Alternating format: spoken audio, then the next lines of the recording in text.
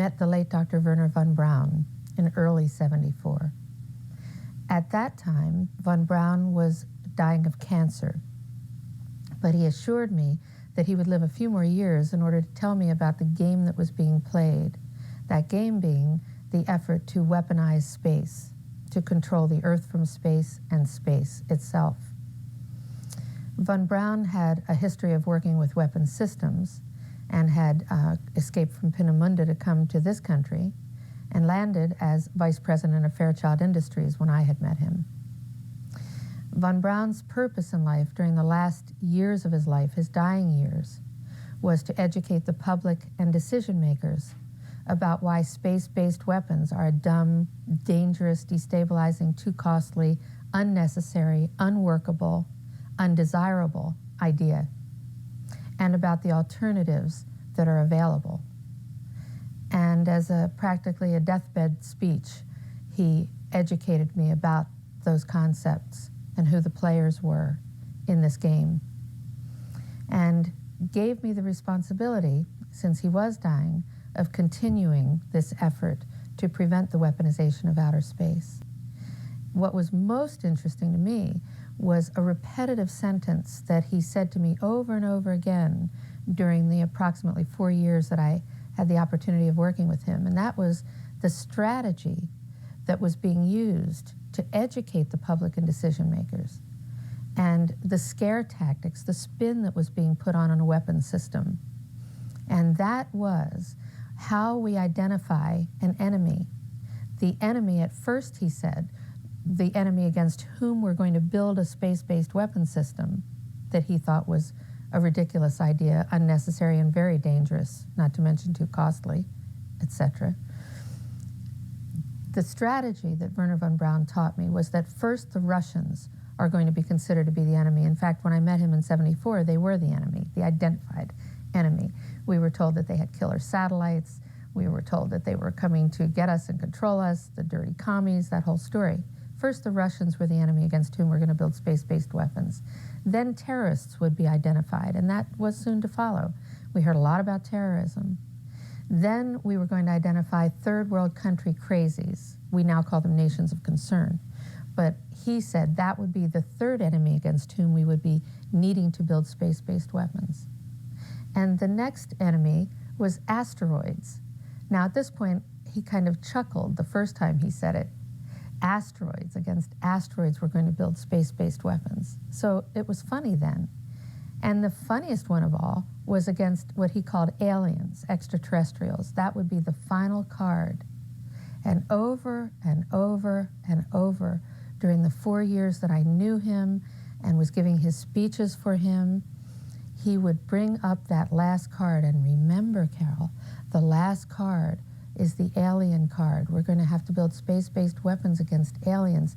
And all of it, he said, is a lie. A lie. I think I was too naive to know at that time the seriousness of the nature of the spin that was being put on the system. And now the pieces are starting to fall into place. We're building a space-based weapon system based on a premise that is a lie, a spin. And Verner von Braun was trying to hint that to me back in the early '70s and right up until the moment when he died in 1977.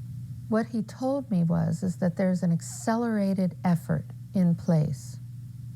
He didn't mention a timeline, but he said that it was going to be speeding up faster than anybody could possibly imagine. That the effort to put weapons in space was not only based on a lie, but would accelerate past the point of people even understanding it until it was already up there and too late. Verner von Braun gave me the assignment of preventing the weaponization of outer space from happening. But what he said to me over and over again was that his real concern, his greatest concern, was about psychotronic weapons. Did he discuss what those were? No.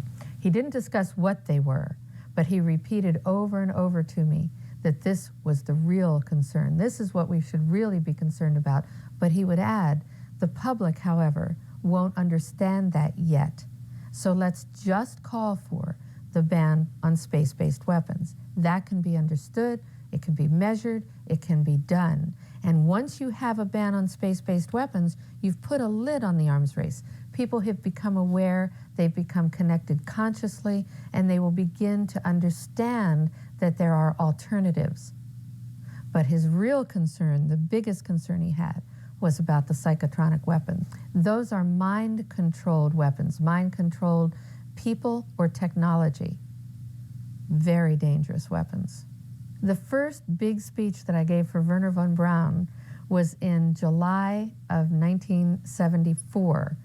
It was soon after I had met him, just a few months after I had met him.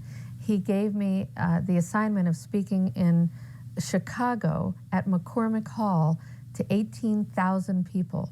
The only other speech I had ever given was in a PTA meeting, and I had rehearsed that speech in the mirror the night before about mustard being squirted in the cafeteria by the children. I was so nervous. Now I was going to appear before 18,000 people.